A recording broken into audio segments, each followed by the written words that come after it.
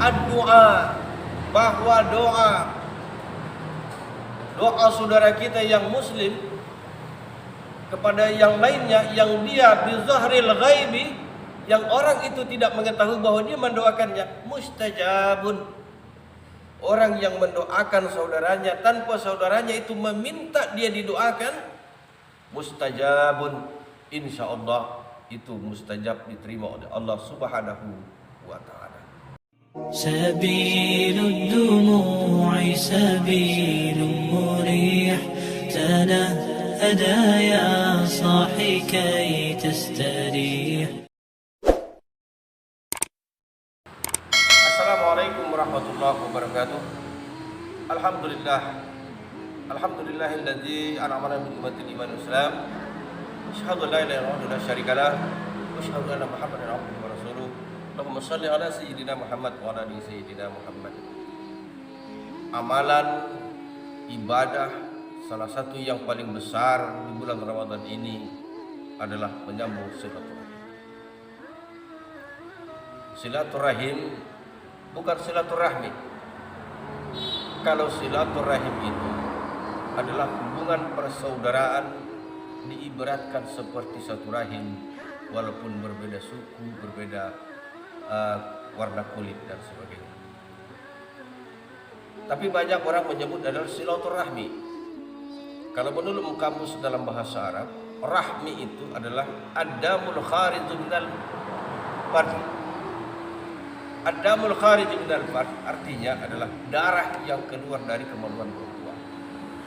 Jadi rasanya kurang pas kalau kita menyebut silaturahmi, tetapi yang umum, yang paling pas kita sampaikan adalah silaturahim, adalah menyambung hubungan seperti kita ini dilahirkan dari rahim yang sama. Saudara-saudara, ada beberapa hal yang harus kita perhatikan dalam menjalin silaturahim, baik itu bentuk persahabatan, pertemanan, berkawan dan sebagainya.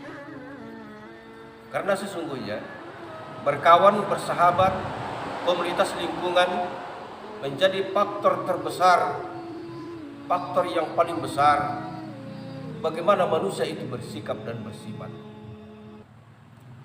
Saudara-saudara kaum muslimin, ada 3. Andaikan kita bertemu dengan kawan kita yang punya tipe yang 3 ini, sifat seperti ini, pertahankan dia, akrabkan dirimu dengannya. Siapa itu? Yang pertama, andaikan kamu ketemu dengan saudaramu, temanmu, berhubungan silaturahim, di saat kamu berteman dengan dia itu adalah dia selalu sering memberi nasihat padamu, maka dia sesungguhnya adalah temanmu yang paling setia dan sejati. Tetapi ini agak sulit, saudara-saudara. Dan kalau ada orang menasihati kita, kadang-kadang kita ngomel, apa-apa kau nasihati saya dan sebagainya.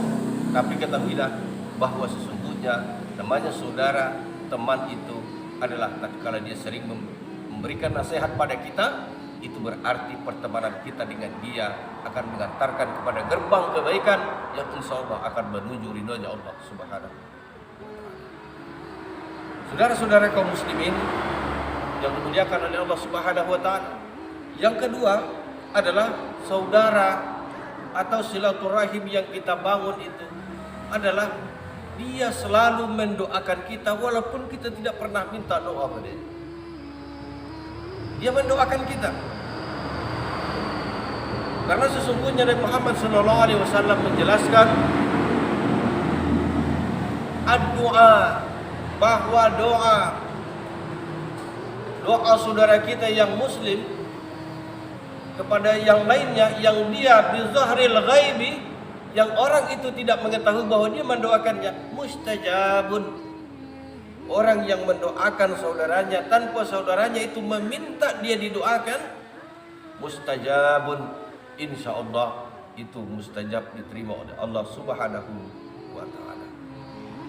Makanya saudara-saudara, nanti di hari kemudian, di hari perbangkitan itu ada di sana wa akhwah, persaudaraan. Allah bertanya, ainal mutahabbuna bidzalik? Di mana mereka yang berkasih sayang waktu di dunia? Karena kekuasaanku, karena kemuliaanku, kata Allah Subhanahu wa ta'ala. Padahal mereka bukan saudara kandung, padahal mereka bukan satu warna kulitnya berbeda, padahal mereka itu beda warna kulitnya, beda bahasanya, beda daerahnya, tapi mereka dipersatukan oleh kalimat la ilaha illallah. Orang yang bersahabat semacam ini, orang yang berteman semacam ini akan nanti dipanggil secara langsung oleh Allah Subhanahu wa taala. Ainal mutahabbuna min dzalik? Di mana saudara-saudaraku yang mencintai karena saudara-saudara kaum muslimin sidang jamaah yang dirahmati Allah Subhanahu wa taala. Yang terakhir, ciri-cirinya adalah ada seorang yang tidak mau dia banyak berargumentasi dengan kita. Tetapi setelah itu dia tinggalkan kita. Dia dengan sendiri-sendiri, dengan sembunyi-sembunyi datang kepada kita, meluruskan tentang bantahan-bantahan tentang argumentasi yang kita sampaikan. Apa maknanya? Dia selalu kalau di depan orang, dia akan menjaga harkat martabat kita.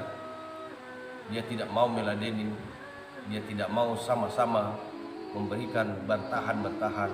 Tetapi setelah habis acara debat itu, dia akan temukan kita dalam posisi berdua, dia akan sampaikan cara yang persis seperti apa yang dia pikirkan.